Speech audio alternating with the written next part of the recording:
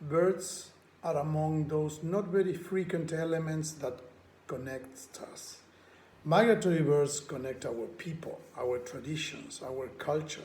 Their arrival reminds us about a new season, one different of that when they leave us. Migrants allow us to think collectively, regardless of how far or how close we are, as well as all need to work together to conserve their sites, those important spots where they refuel on their flyway or where they reside, at least partially, year-round. Let's make wise use of this important day to help migratory birds, which in turn is helping us to be much happier, much safer, and much healthier.